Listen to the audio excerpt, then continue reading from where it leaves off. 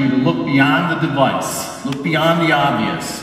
I'm going to challenge you to put the human experience at the center of everything you do and everything you develop. And I'm going to challenge you to search for the right question. This is Blake Leeper. So I want to start off telling you a story.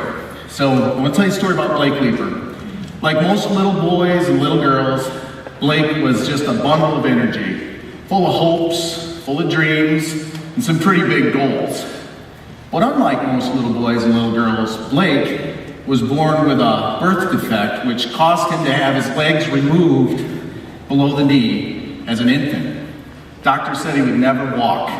But with modern prosthetics, Blake did more than just walk. He was able to go outside, run with his friends, play sports, do just about anything his friends could do. Almost. You see, one day when he was young, he was playing in a softball game. And as he was rounding second base, his leg fell completely off. Now this happened in front of his family, his friends. This happened in front of complete strangers. It was a devastating moment for him. And it's a moment that haunts him to this day. This fear of losing his leg and this fear of falling. So today, Blake Leeper is an elite athlete. He's a star in the running world. He's not that other guy. He is a Paralympian, a USA Paralympian, but he still has to worry about losing his leg in competition. He still has this fear of falling. So a year ago, Blake Leeper challenged the design community to do better. He challenged us to use our creativity and our technical knowledge to further develop this area of prosthetic running blades.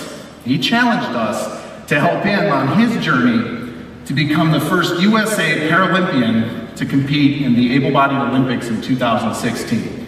Now this is a challenge our company accepted because we genuinely believe in the cause. Our company Altair accepted this. We do it as a labor of love because this is not just about improving one athlete's performance, but this is about improving the lives of the general population of prosthetic users that want to be active. And so what does the general population look like? Well, this is JJ. So the general population is that little boy or that little girl that just wants to run with mom and dad.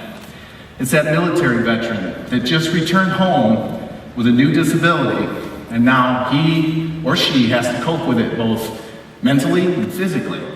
And it's that person with diabetes or vascular disease, which by the way is a leading cause of amputation. And the one thing they have in common is they all want to be active, they want to run, and they should be able to. Now, the topic of blade runners competing against able-bodied athletes can be very controversial. It really can.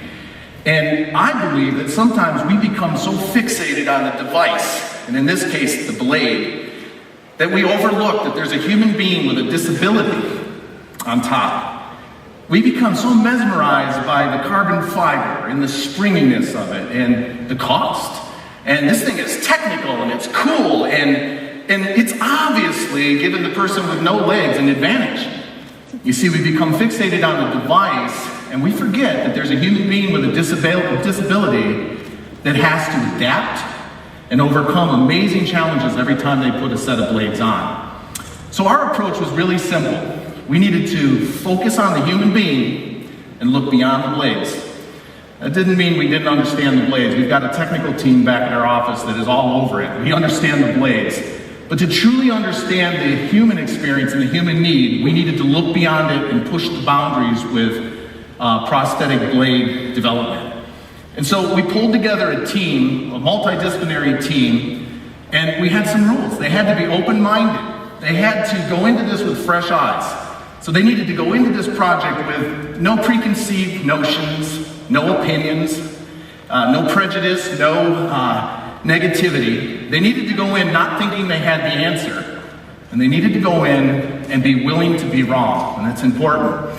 And, you know, with this new approach, we were able to see clearly. And by not focusing on the device and just trying to make it faster or improve just the device, by looking beyond it, we were able to learn. And we learned things like, for every advantage that the blade gives an athlete, There's at least 2+ disadvantages that athlete has to overcome. And we learn things on the human side, things you would never, ever see if you didn't focus on the human experience.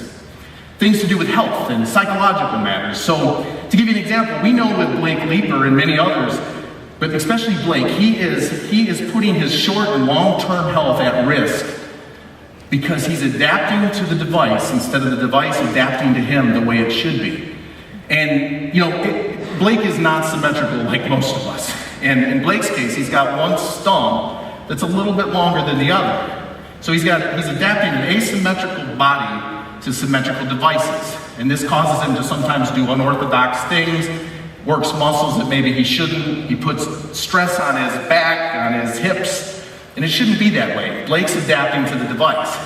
When you think about the psychology of this is a sport where mental preparation is everything. Mental preparation and focus, it's everything. But Blake has to focus on things that no able-bodied athlete would ever think of. Things like, is my left blade and my right blade on the right side? Or is my suction about to fail? Am I about to lose my leg like he did in that softball game as a child? Again, a moment that haunts him to this day. But today, Blake is running in front of crowds in excess of 85,000 people. So, back up here. So, throughout this journey, our team has often been a little confused with what the right question to ask is. But staying focused on the human being and taking our attention away from the device, we were able to come to an aha moment. Actually, we came to several. And I gotta say that the current devices they've just improved so many people's lives, right? I gotta say this. And there's so many people that use them that are grateful for that, and rightfully so.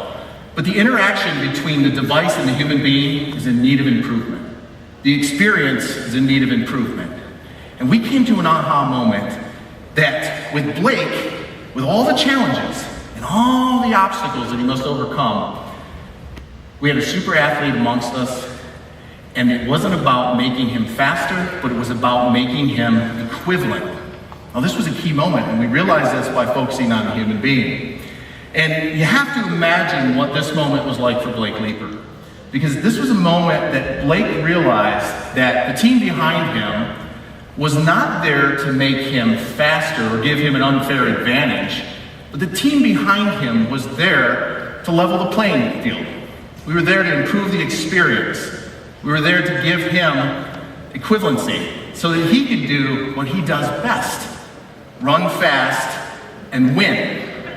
So again, I leave you with this challenge that when you look at the human experience and you look beyond the device, you learn.